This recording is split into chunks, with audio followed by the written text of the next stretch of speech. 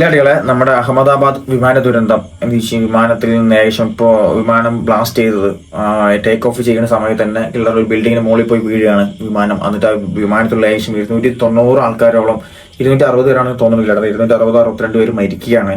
അതൊന്നും താഴെ ആ വീഴുന്ന സമയത്ത് ടേക്ക് ഓഫ് ചെയ്ത ആ ഒരു ബിൽഡിങ്ങിന് മുകളിൽ പോയി വീഴുന്ന സമയത്ത് ആ ബിൽഡിങ്ങിലുള്ള ആൾക്കാരടക്കം ഏകദേശം കുറച്ചുപേർ മരിക്കുകയാണ്. എന്ന് വെച്ചാൽ അത്ര വലിയ സാധനമാണ് വിമാനം.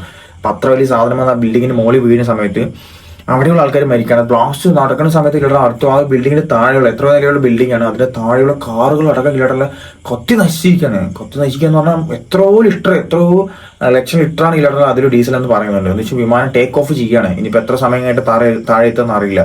അപ്പൊ അത്രയും ഡീസലുള്ള കപ്പാസിറ്റി ഉള്ള സാധനം അത് ബ്ലാസ്റ്റ് ചെറിയൊരു തീമൊരിയിൽ ബ്ലാസ്റ്റ് ചെയ്ത് മൊത്തമായിട്ട് അങ്ങ് ഇല്ലാണ്ടാവുകയാണ്.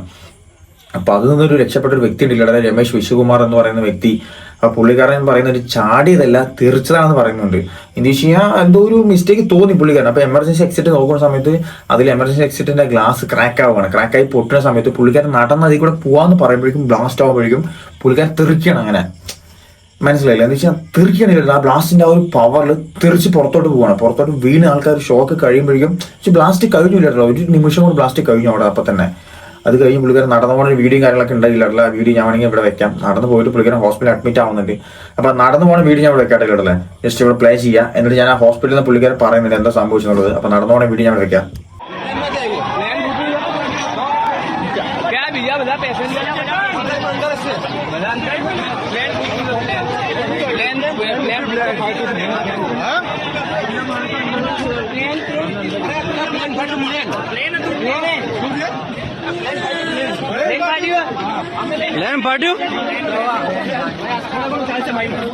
അപ്പൊ ഇതാണ് ഇവിടെ രമേശ് കുമാർ. പുള്ളിക്കാരൻ ആ ബ്ലാസ്റ്റ് നടന്ന ശേഷം എന്ന് വെച്ച് കഴിഞ്ഞാൽ സേഫ് ആയിട്ട് പുള്ളിക്കാരൻ രക്ഷപ്പെട്ടതാണ്. ഇവിടെ ഞാൻ പറഞ്ഞത് തെറിച്ച് വീണതാണ്, ഇവിടെ ചാടിയതല്ല.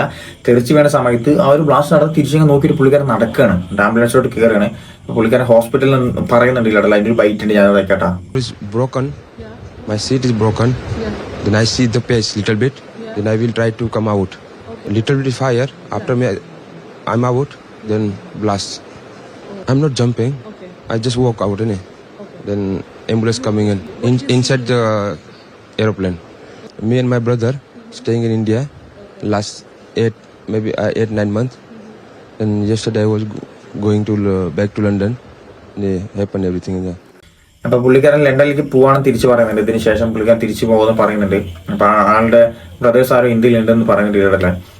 അപ്പൊ ആൾ പറഞ്ഞില്ല എന്ന് വെച്ചാൽ നടന്ന സീറ്റ് പൊളിഞ്ഞില്ല. ആ ഒരു സമയത്ത് അത് ടേക്ക് ഓഫ് ചെയ്തൊരു വീടിന് സമയത്ത് സീറ്റ് പൊളിഞ്ഞു. എന്നിട്ട് പുറത്തോട്ട് നടക്കുന്ന സമയത്ത് എമർജൻസി ആ ഗ്ലാസ് ഇല്ലേ അത് ബ്രോക്കൺ ആവണം, പൊട്ടുകയാണ്. എന്നിട്ട് ആ അതിലൂടെ പുറത്ത് പോവാമെന്ന് പറയുമ്പോഴേക്കും ബ്ലാസ്റ്റ് നടക്കുമ്പോഴേക്കും ആൾ തെറിച്ചു പോവാണ് കേട്ടല്ലേ. അവിടെ നിന്ന് തെറിച്ചു പോവാണ് പുള്ളിക്കാരൻ പുറത്തോട്ട്.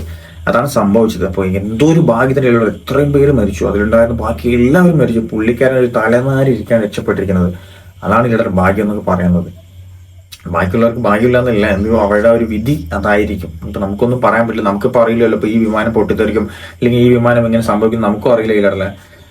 അപ്പൊ എന്താ പറയാ, വല്ലാത്തൊരു അവസ്ഥയായി പോയി സത്യം പറഞ്ഞാൽ. അതൊരു മലയാളി കൂടി ഉണ്ട് ഇല്ലല്ലേ, രചന എന്നങ്ങനെ ചേച്ചിയുടെ പേര്, പത്തനംതിട്ടക്കാരി സ്വദേശി രചന എന്നൊരു വ്യക്തി. അതിന്റെ കാര്യമില്ല, വൻ ദുരന്തം സംഭവിച്ചത്, വൻ അപകടം. ഇനി ഇങ്ങനെ സംഭവിക്കാതിരിക്കട്ടെ എന്ന് നമുക്കും പറയാനുള്ളൂ. അതിൽ മരിച്ച 292 അങ്ങനത്തെ മരണസംഖ്യ ഇപ്പൊ പറയുന്നുണ്ട്. അപ്പൊ അതിൽ മരിച്ചവർക്കൊക്കെ ടാറ്റ ഗ്രൂപ്പ് നഷ്ടപരിഹാരം കൊടുക്കുന്നുണ്ട് ഇല്ല, ലേശം 1 കോടി രൂപ സംതിങ് ഉള്ളത് കൊടുക്കുന്നുണ്ട്.